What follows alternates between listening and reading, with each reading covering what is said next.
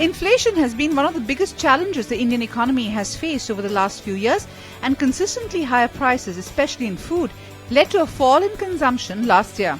So how are things looking? I caught up with the chairman of one of India's largest conglomerates, ITC. I began by asking YC Deveshwar whether he was seeing any signs of a demand pickup. There was a continued slowdown. The consumer sentiment is the last one to get affected because there has been very little investment that has gone into the ground for a period of time, and that has sort of led to ultimately the consumer sentiment having got depressed. But I think we can see early signs of consumer sentiment picking up.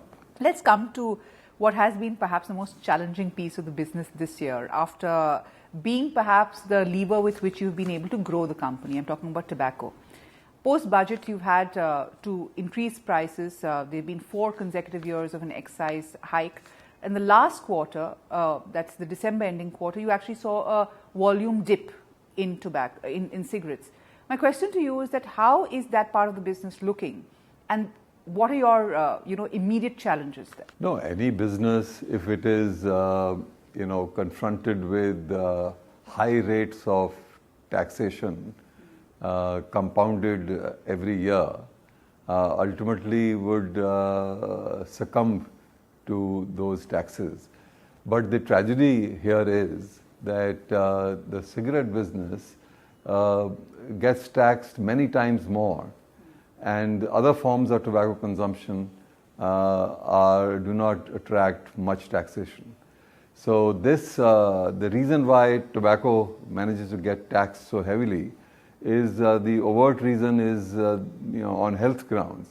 But then many times it's only 12% of tobacco consumption. So what is happening is that the tobacco consumption basket continues to grow, whereas the cigarette share continues to shrink. And international researchers have come to the conclusion that about 20% of the market is from smuggled contraband cigarettes. So now I think the policymakers have to begin to now think a little more clearly. There is a health issue on one side, and they can see that there is other forms of tobacco consumption, which basket is growing. Sure. And then there is contraband, that is growing by leaps and bounds, and the money is going abroad, and the foreign source tobacco is now getting consumed. These are larger issues. Right? So therefore, no. I believe that if people look at it dispassionately, what they need to do is to relook at their policy and begin to first provide alternative employment for the tobacco farmers, which is going to be a challenging task, because in areas where tobacco is grown, does not lend itself to other crop production. So this is how you should go about doing this, rather than creating a crisis for the tobacco farmers just because you are actually passing it on to the farmers of another country, this whole market. But coming back to the issue that you've had the first revenue decline or volumes decline in 10 years. Yeah. From ITC's point of view, how are you going to be dealing with this? No, ITC's vision has always been that ITC should be a driver of economic growth, one of the major drivers of economic growth in India. And much before this issue came up, we diversified into a number of areas where ITC's strengths could be leveraged to create drivers of economic growth for the Indian economy. So we are pursuing that path. The stakes are high for ITC, and today the attention is back on its core business. In the early 2000s, ITC started a new bout of diversification that saw the company moving into FMCG categories like confectionery, flour, biscuits and branded snacks. Over the last 2.5 decades, it has expanded its portfolio to include 20 brands. And there seems to be more to come, as the company has recently acquired a whole slew of marquee names. So what are the plans for this piece of the business going forward? We must be the only example in the world ever where greenfield somebody has built so many brands with such consumer franchise and gained share from international well-known brands in the Indian global market after liberalization, all done greenfield. And after having gained consumer franchise, we are now looking at also inorganic growth. So, and we are also willing to now invest. So the initial challenging part of building consumer franchise is already over.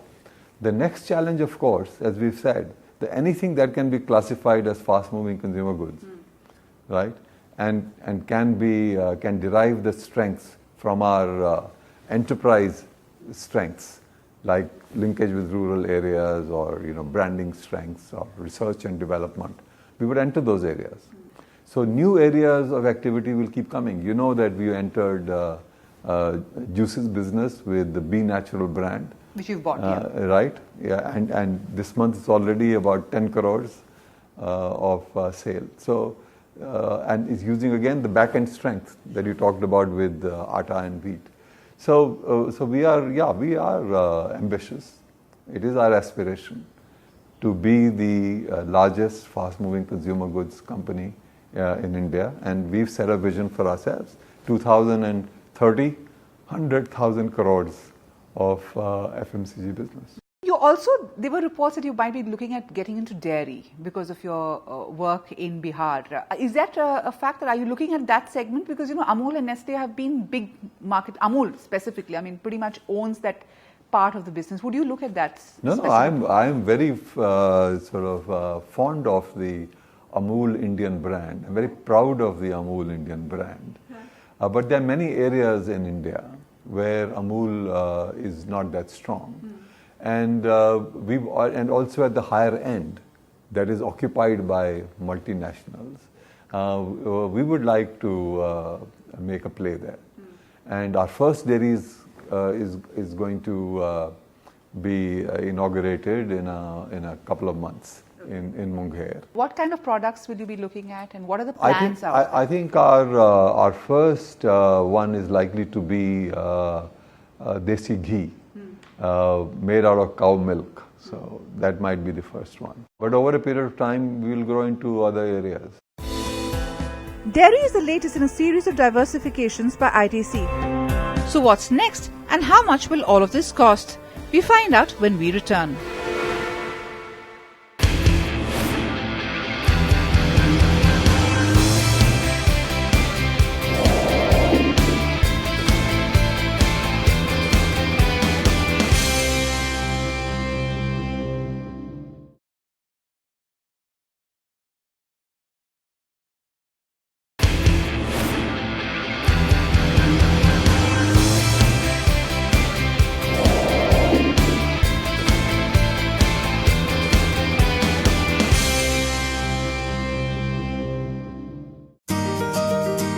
ITC started out in 1910, but by the time Y.C. Deveshwar took charge as chairman in 1996, the Indian economy had opened up and the company had used this opportunity to diversify into a range of businesses from hotels to IT and even agricultural exports. Under Deveshwar, there has been another bout of diversification which has seen the company enter the very competitive FMCG space. ITC has ambitious plans. By 2030, ITC has a target of getting 100,000 crore rupees in revenue from the FMCG business. So what will this entail in terms of investment?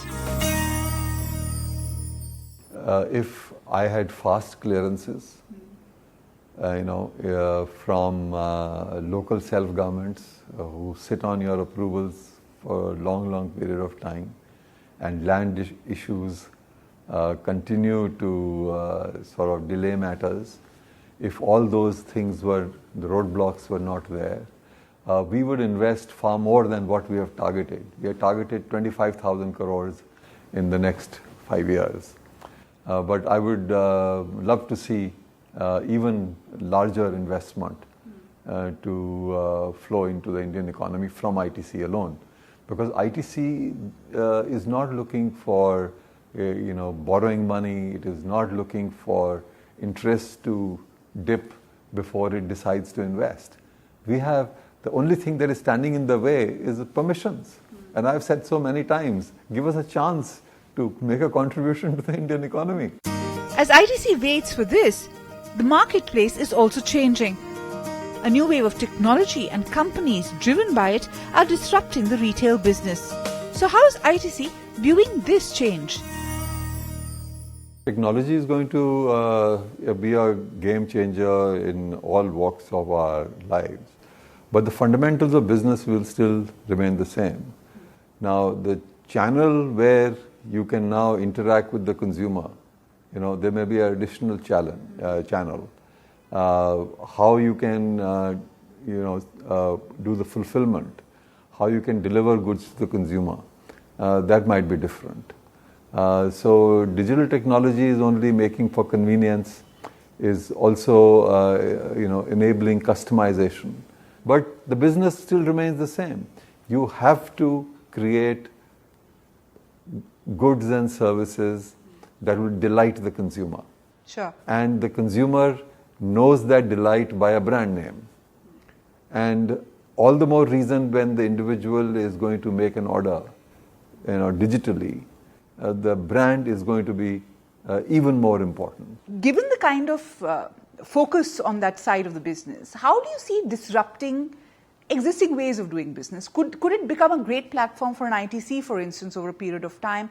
Would you be looking at that as an option? I mean, how are you seeing that whole space evolve? No, ITC would go anywhere where the consumer goes. The other area that everybody is looking at is the R&D side of it. Because, you in every segment that you are in FMCG, you are taking on some of the biggest players in the world. How focused is ITC on the R&D side, and what are the opportunities out there? What are the learnings from that? See, I can tell you that we, if we go back, say 10 years, ITC had 40,000 square feet of research and development space, just to give a physical idea. Today we have 400,000 square feet of research and development, in that space dedicated to that activity. And we have world-class scientists sourced from all around the world, and science-based differentiation, science-based product development for the future, the game changers for the future, is what we have really in mind. So in a short period since the time we began to invest heavily, we've already got originated in India patents. 350 patents have been filed. Really? In what areas? In a number of areas, in the area of agriculture, in the area of agroforestry, in the area of personal care, in the area of foods, in the area of agrochemicals, a whole host of areas, wherever we are engaged in. Sure. So these are the patents, these are intellectual property originated in India and the property of India. So are you also using it as a crucible for new ideas, new businesses that can emanate from there, new product categories of new products that can emanate from there? Of course. And is that something that you're putting increasing focus on? Because as you grow, the appetite for new products, for new growth areas is going to be immense. No, but we're not going to go in any haphazard way. Sure. Into new product categories. Actually, most people think that ITC's portfolio, right, is a conglomerate and has little, it's very little synergy between one business and another. Actually, that is not true, right? We've harnessed whatever diversity there is in a manner that we've created unique sources of competitive advantage. It's not for nothing that we have succeeded. So the new areas of activity that will come about will be so as to synergize ITC's enterprise strengths. While innovation will hold the key as ITC scripts its expansion, technology and the digital platform could also give FMCG companies like this one a big opportunity. I think the key challenge in the Indian context has always been, if I look at the front end side of the business, is that there is a few million outlets which companies really need to sell their products through. The challenge is how do we bring modern trade like execution into traditional trade. And in order to do that, companies are now leveraging technology and clubbing it with analytics capability to really decide across each of the many thousand outlets that they have, which is the next SKU and the next brand that they should be selling in, at what quantities should they be selling in. And that's really driven a lot of execution efficiency to companies which have really taken this up. Other example of technology which is being leveraged in order to drive some of these capabilities and execution really is what we call as digital merchandising. So you can actually take photographs of the shelves of the retail outlets, and there is a back-end technology capability which can then provide the company with various in-store execution metrics like share of shelf, like product availability, and that's really helping companies really drive a lot of execution on the ground by leveraging these technologies. The other aspect of technology, for example, even in the internal working of companies, is leveraging collaboration tools amongst its own, let's say, sales teams, geographically dispersed, or marketing teams, to collaborate more effectively in order to really execute in a more effective manner. While technology is changing the rules of the game for FMCG companies, there are also other lessons that companies like ITC must keep in mind as they look at new areas of growth. More on that when we return.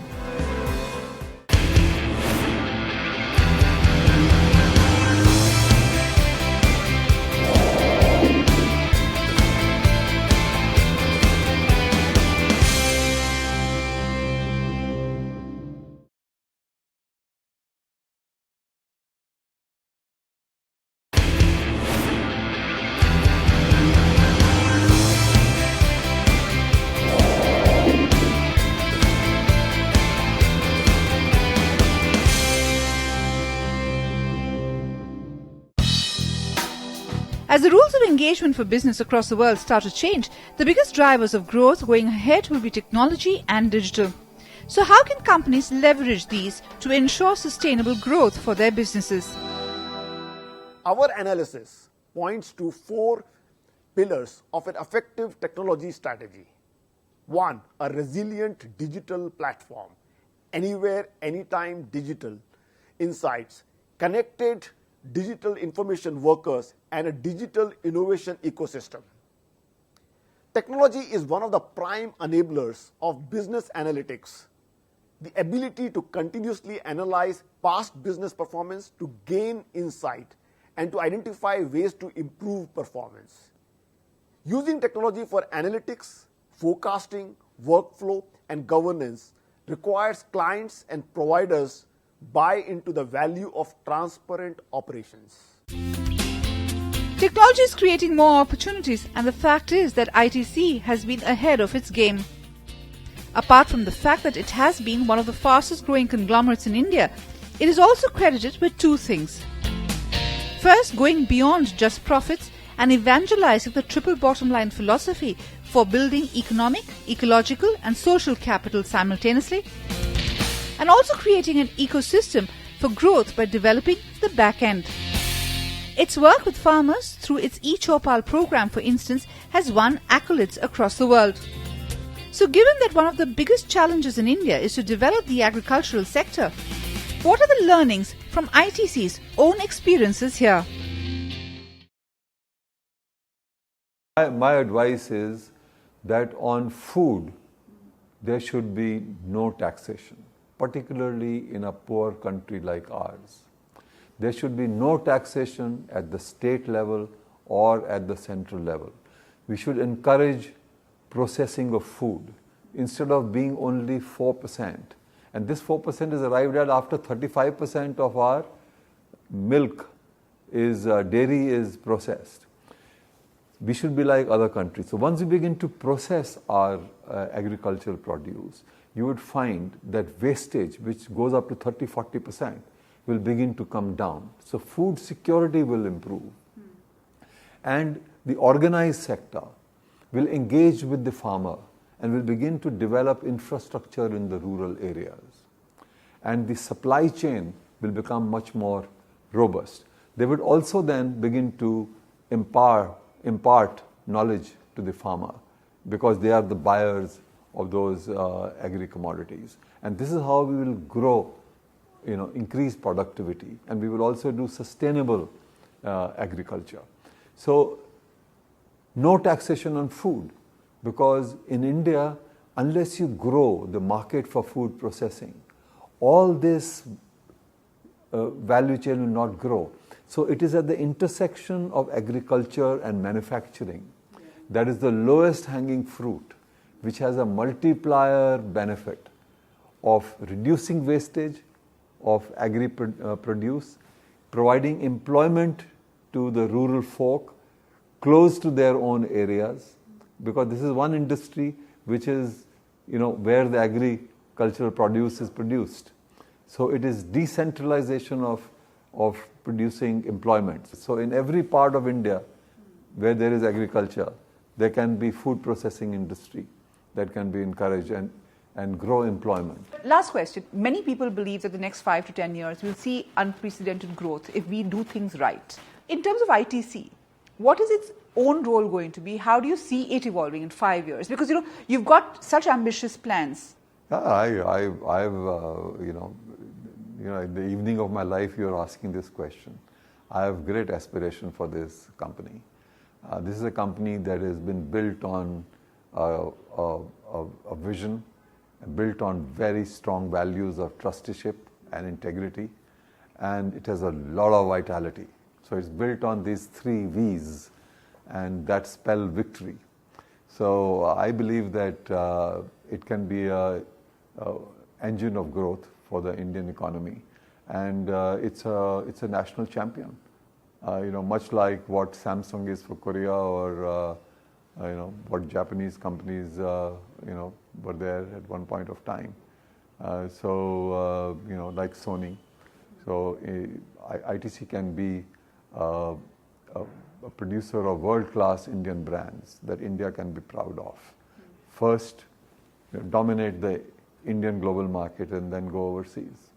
Business has always been very exciting, and in your case, as you move towards, a succession plan, and all of that which is in the cards, and I'm not going to ask you because you're not going to tell me anything on that. But what is the biggest challenge? Because in the dynamic Indian economy, every couple of years you have one issue to handle, a lot of catching up to do, etc. What's giving you more sleepless nights right now? No, I sleep quite well.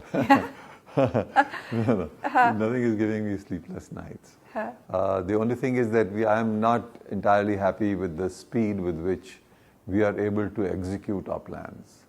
Right? I wish we could contribute much more that we want to. We have the resources, we have the vitality, we have the will, we have the ambition, we have the desire, we have the capability. So ambition is there and the appetite is there. You just need the environment to be. We have to just wait it out till the other person gets tired and ultimately says, okay, here is your permission. And I think that's a voice, that's a view that many in corporate India would be sharing with you, Mr. Deveshwar. Ambition is there, but it's the pace with which growth has to come. But I have to say that I believe that India has a great future, because once we reform this Make in India, I think it captures creating jobs for India. So Make in India doesn't only mean that it's only manufacturing jobs, right? Make ideas in India, make intellectual property in India, brands in India is extremely important, so that the businesses of tomorrow, right, the products of tomorrow are of Indian origin and they rule the world. And we are not only consuming iPads and iPhones and so on and so forth, but sometimes later on we consume things of Indian origin and that go everywhere in the world. Let's hope that happens. Let's hope that happens. Thank you so much, Mr. Deveshwar. Okay, Thank you.